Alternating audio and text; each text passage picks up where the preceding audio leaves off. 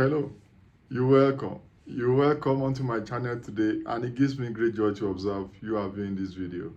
Hi, I'm Dr. Olayinka Akanle. I am a lecturer in the university. I am a researcher, and on this channel, I do a number of stuff, but all the stuff I do, you can easily categorize them into four: sociology, research, relationship, and migration. Meanwhile, have you subscribed to this channel? If no, what are you waiting for? Kindly go ahead and click the subscribe button on your screen right now. Tap the subscribe on your screen right now to subscribe to this channel for wonderful and regular content. Today, I want to talk about point of saturation in qualitative sampling and qualitative data collection. Point of saturation is very important in qualitative study because in qualitative study, we are more interested in quality, in depth, and in ethnography, in contextual understanding of the problematic that we are interested in. Depth is not how many, it's not how much, it's the quality that we are interested in. So, and in qualitative study, we don't calculate sample size. Don't forget this. When we do qualitative research, we don't talk about sample size, how many sample are we interested in, do we use sampling formula like they do in quantitative when you talk about Taro-Yamani, for example, or Cochrane. We don't do any of those things in qualitative study. In qualitative sampling, we simply rely on our understanding of that contextual situation and then sample purposively. Don't forget this. We do purposive sampling. Once anybody wants to adopt qualitative method of research, we rely on purposive sampling. That is, we want to sample based on purpose, who is qualified, who will be available, who will be competent to be able to give us the necessary information that we are interested in. In qualitative sampling, we are not interested in representativeness, because in qualitative research we don't want to generalize. So representation is not so compulsory for us or so important. Meanwhile, I do quantitative study, I do qualitative study. I'm only saying quality for us because what I'm discussing is within qualitative research. So what we rely on so much is what we call point of saturation. And many people don't know about this. So if you want to, so what is point of saturation? This is a situation or a junction you get to during your sampling in the course of your selecting your sample or in the course of your data collection. You are no longer getting new themes, new patterns, new ideas, or something new. You've been collecting the data consistently, or you've been selecting people consistently on a particular situation you are interested in. And you are just interviewing them, or you are observing the situation, and you discover that as long as you are staying on the field, you have gotten enough themes, enough ideas, enough data to the extent that you are not getting any new data. So once we continue to get redundant data, that is, as you are collecting the data, you see that all these new people are saying things that have been said before, we say you have reached point of saturation.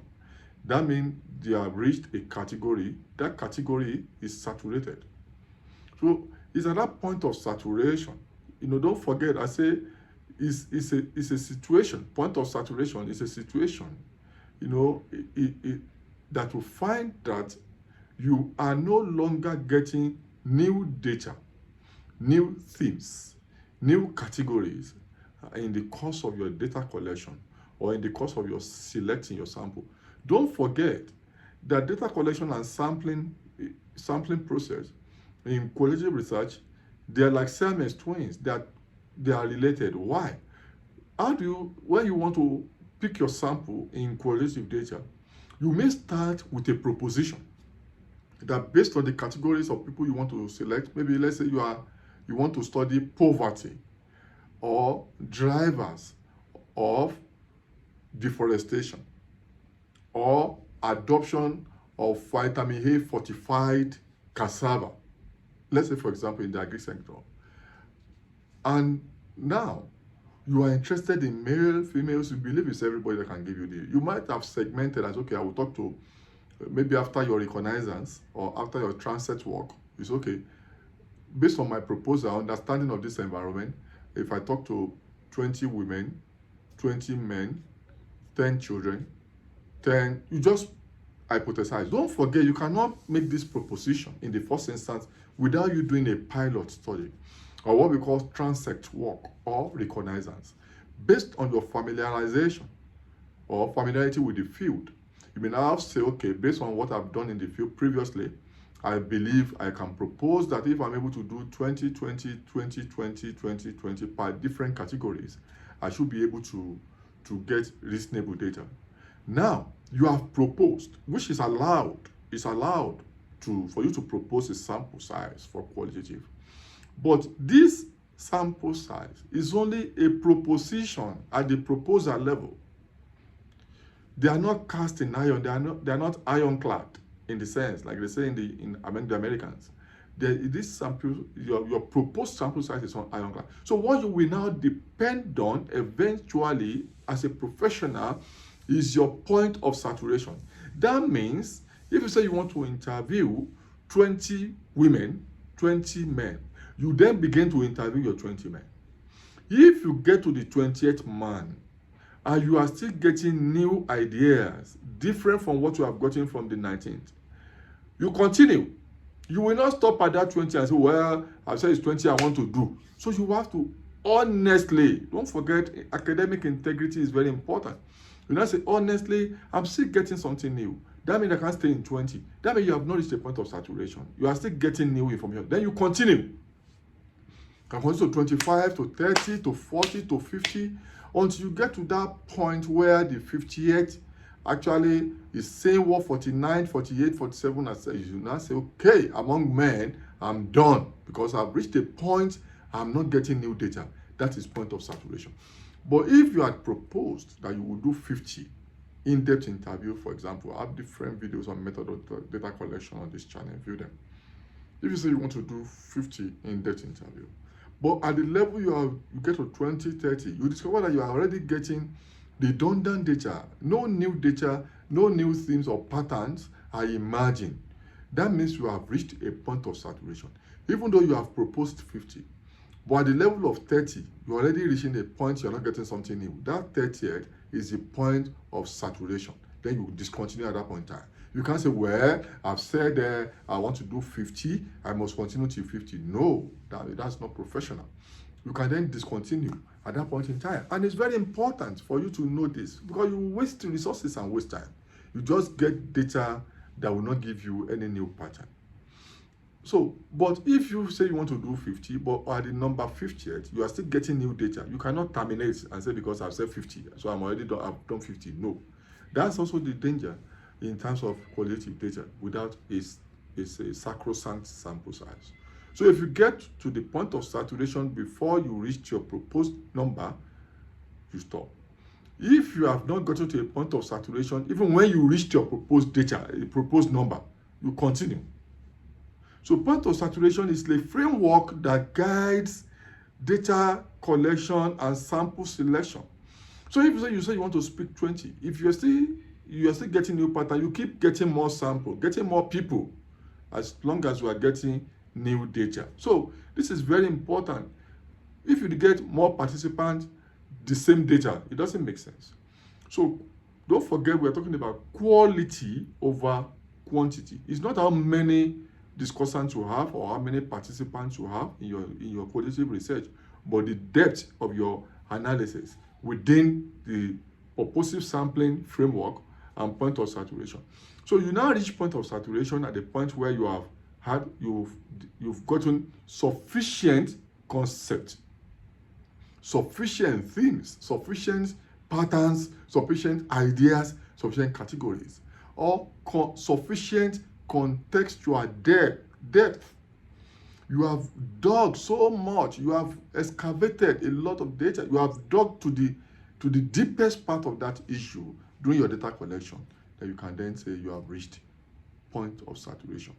Point of no new data, sufficient conceptual depth, sufficient conceptual categories reached, and sufficient conceptual category, contextual depth have been reached. So that's also a point of saturation. I see people struggling to say, okay, how do I determine my sample size in qualitative? No, we just to process sample size based on your original previous reconnaissance visit to the field, transit work to the field, or even stakeholders engagement in the field, or community mobilization in the field.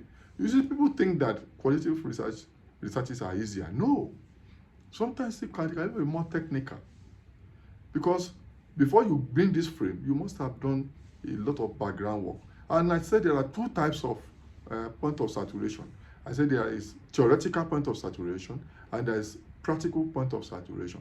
Theoretical point of saturation is the popular one which I've been mentioning. No new data or no new pattern emerging, theoretically speaking. And then you must have been figuring your analysis in your head as you're collecting the data for you to know that you have reached point of saturation.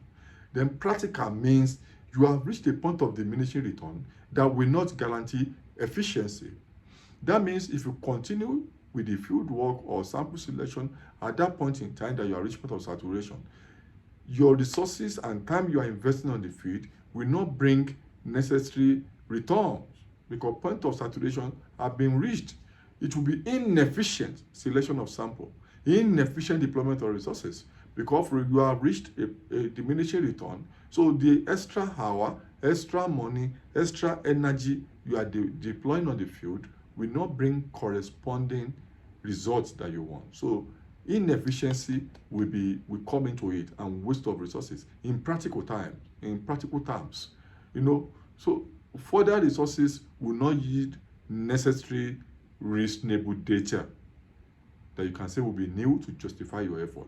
So you see the two different now. One is talking about the practicality, the efficiency of your research. When you marry effort and resources with you're talking about your effort and resources. Then you are marrying them with the quality of data that you are gathering. So you're just wasting your resources and time. So these are the two types of point of saturation. Don't forget, this point of saturation is very important to guide you in your qualitative data collection and even sampling. Until I see you in my next video, kindly click subscribe and share this video as widely as possible, and tell others. Bye for now.